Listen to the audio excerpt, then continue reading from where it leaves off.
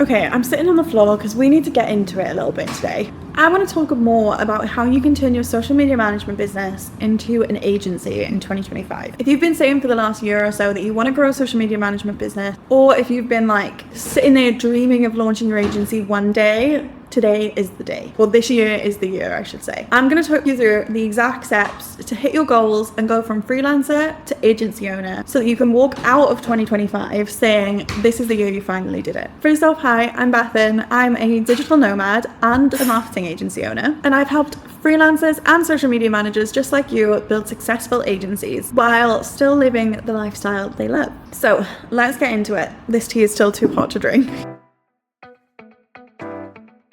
2025 is for sure the year to do it, the year to grow your agency, because already we've seen how the social media industry is such a huge impact on the wider world. With TikTok, Instagram and LinkedIn all making major changes already, a lot of business owners are struggling to keep up and they're needing services like ours. And the demand for agencies is skyrocketing. A lot of business owners do not want to work with a freelancer because they don't want to have to feel like they're managing a team member. They want to be able to completely outsource and turn off their brain and not think about marketing. So this is your chance to position yourself as a marketing agency owner where you can offer a more comprehensive service, land bigger clients that pay more, and move away from some of the cons of freelancing, like the feast and famine cycles that people see all the time.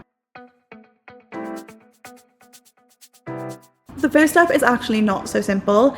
It's to start thinking like an agency owner, not a freelancer. As a freelancer, you are probably doing everything yourself, from managing clients, creating content, actually scheduling and posting on social media, community management, reporting, everything. But to get to the point of being an agency owner, you're going to need to delegate, free up some time for you to focus on growing the business and think like a leader. So here's how you can make that shift. First off, start planning now for your future team. Even if you're not ready to hire yet, you need to start thinking about building a team so that when you are ready, you're not waiting on the planning stage, it's already been done. So who would you hire first?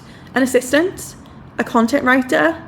A videographer? This decision is going to be crucial for how you continue to grow and scale. And you need to think bigger with your offerings. As a freelancer, you might have lots of small projects that you work with, and it's not a problem. It gets the bills paid and everything's fine. But as an agency owner, that's going to get more difficult. Your goal is to provide full service, comprehensive social media packages so that the clients you pick up see the value in working with you long term, not just for those quick tasks. So you might need to review your packages, and actually I have a video on this exact topic that you're going to want to go and take a look at. I'll pop a link on the screen. It's all about pricing as a social media manager in 2025. Next, let's talk about setting goals for 2025. To grow an agency, you need to be crystal clear on what success looks like. Here are the goals that I think you should be focusing on. Number one, you should definitely have some revenue goals. How much do you want to earn by the end of 2025? And think beyond what you're doing right now as a freelancer. What would it look like if you had 10 recurring clients on your highest package, for example? Setting a monthly revenue goal and revenue goals in general just help keep you accountable to that and make sure that you are working your way up, as well as making sure that actually your packages, it's possible for you to get there. I also think you need client acquisition goals. How many clients do you want to onboard each quarter? And what type of clients are you targeting? Remember, as a marketing agency owner, you should focus on clients who need long-term services, not just one-off projects. If you're keeping consistent with signing clients and keeping to that client goal on retainer contracts that are like 6 months, your agency is going to boom in no time. I personally track all of my goals in a spreadsheet on my computer. I call it my Biz Hub, and it includes my financial goals, as well as things like what I want to hit on socials, what kind of reach I'm getting, how many discovery calls I'm getting, all of those sorts of KPIs I keep track of every single month. Okay, the next step is going to be crucial, and not to scare you, but it's going to be make or break for building an agency. And that is building the team and systems that you need that will allow you to grow and scale. Because as you transition into agency and you stop doing everything yourself, you're going to need a system that your team can actually lean on and use properly, and a team that is capable and fabulous so that they're doing everything you need to a quality that is beyond what you want. I do have a freebie for this that you can go ahead and download. I'll pop the link in the description box below. that's all about getting ready to recruit and doing the pre-planning that I really recommend you go and take a look at. Plus, you can purchase a bonus template pack that includes everything from job description templates to contracts, so that you can get started with actually building an agency and bringing on an extra pair of hands. Okay, so my first piece of advice here around building a team is actually to look at this in a non-traditional way. So first off, I would hire contractors, freelancers, virtual assistants, not employees, because you don't need full-time employees right away. But if you can take some time back and outsource small tasks to freelancers, VAs, so on, you can actually get some time back to focus on growing your agency, bringing in more clients, doing all that kind of legwork instead of some of the stuff that's maybe tying you to your desk. You're also going to need to invest in tools and software. There are 1,000,001 tools that you can use, and a lot of them are overpriced and unnecessary, but you do need a few things. You need, number one, a project management system. I personally use Asana. A lot of social media managers use Notion. But whatever it is, it needs to be a really slick client experience, and it needs to hold everybody accountable to their deadlines. Number two, you need something to streamline communication. When I first got started in my agency, that was WhatsApp groups. I'll be really honest about it. Like, I didn't have anything fancy.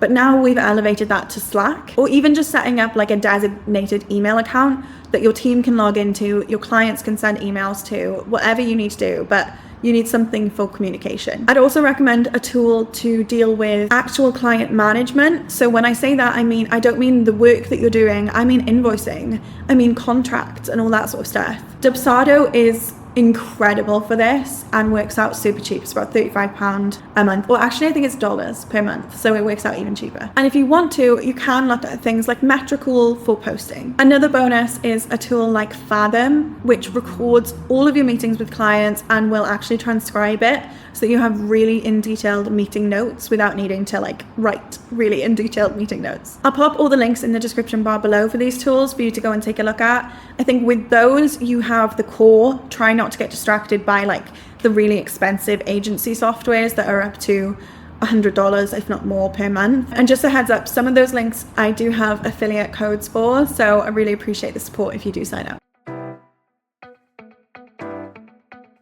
Finally, you need higher paying clients to transition from freelancer to agency. So how can you do that? Number one, personal branding. If you become known as a social media expert, people will seek you out for support on social media. I honestly think one of the best places you can build this is on LinkedIn, but depending on where your audience sits, you might want to look at doing this on Instagram as well. Your content should tell stories about you and tell people about your journey becoming an agency owner, as well as your history in marketing employment. You can also get your face out there by networking. Head to industry events, whether they're online or in person, and reach out to business owners directly. The key to growing your agency at this point is going to be just to focus on relationship building with people who are potential clients. As you grow, that's going to change, but for now, that's what I want you to focus on. And finally, case studies. If you want to charge more, you need to show that you're worth it and that you have a return on investment. Put together detailed case studies of previous client work and make sure you don't just focus on the numbers that you got, but actually what the impact was on the business. How many new clients did they get? Did they see a boost in revenue? And if you don't know, you might have some conversations that you need to have with past clients and current ones.